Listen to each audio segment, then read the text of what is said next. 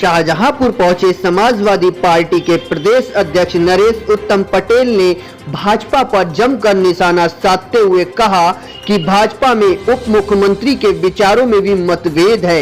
निकाय चुनाव के प्रथम चरण में साइकिल बहुत तेजी से आगे बढ़ गई है और भाजपा ने जो हाल नगर क्षेत्रों का कर रखा है उससे पूरी जनता त्रस्त है। भाजपा के मंत्रियों पर निशाना साधते हुए नरेश उत्तम पटेल ने कहा कि इस सरकार के मंत्रियों से अपने विभाग ही नहीं संभल रहे हैं और एक दूसरे के विभागों में हस्तक्षेप कर रहे हैं। जनता इसका कड़ा जवाब निकाय चुनाव में देगी। शाहजहांपुर से ताराचंद की रिपोर्ट।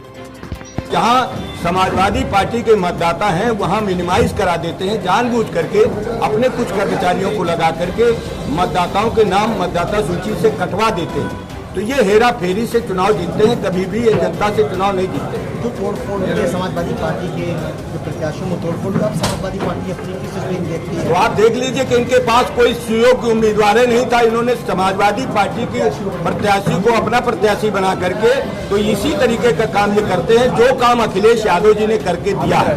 उत्तर प्रदेश में जो काम विकास का अखिलेश यादव जी ने किया उसी पर ये अपना जो है उद्घाटन का पत्थर लगा करके अपना काम बताते हैं। इससे साफ साबित होता है कि भारतीय जनता पार्टी का न विकास पर न कोई सामाजिक समरसता पर इनका ध्यान नहीं है। तो समाजवादी पार्टी कहाँ पे खड़ी है उत्तर प्रदेश में चुनाव में? समाजवादी पार्टी नगर निकाय के प्रथम चरण का जो चुनाव है, समाजवादी पार्टी की साइकिल बहुत आगे, बीजेपी बहुत पिछड़ गई है।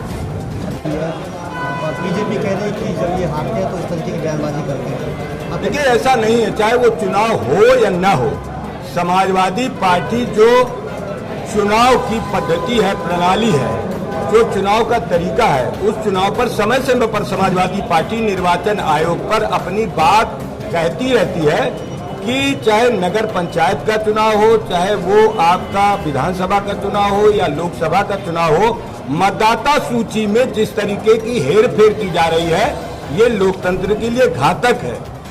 और ये समाजवादी पार्टी नहीं, देश की सारी पार्टियां कहती कि बीजेपी मतदाताओं को मतदान करने से वंचित करने के लिए वो लगातार मतदाता सूची में हेरफेर कराते हैं और मतदाता सूची में हेरफेर के बाद मतदाताओं को मतदान करने नहीं देते हैं, प्रशासनिक बल का दुरुपयोग करते हैं। ये बात समाजवादी पार्टी पहले भी कहती है और कहती रहेगी जब तक भारतीय जनता पार्टी अपने चरित्र पर सुधार नहीं करेगी। तो चुनाव आयोग में कई बंटवारा इसका केशव प्रसाद मौर्य का डिप्टी सीएम है जो 25 हमारा पार्टी में बंटवारा, ये बयान दिया है डिप्टी सीएम केशव प्रसाद मौर्य जी। तो ये दोनों डिप्टी चीफ मिनिस्टर और चीफ मिनिस्टर के बयानों में बहुत अंतर है।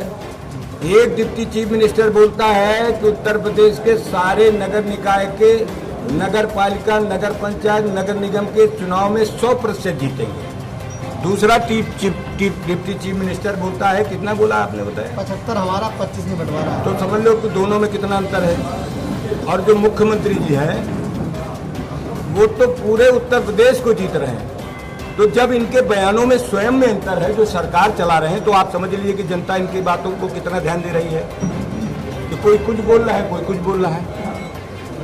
समाजवादी पार्टी इतना जानती है कि समाजवादी पार्टी इस बार नगर निकाय के चुनाव में भारतीय जनता पार्टी को पछाड़ेगी और भारतीय जनता पार्टी से नगर निकाय के चुनाव में जहां बीजेपी कब्जा है उनको सबको समाजवादी पार्टी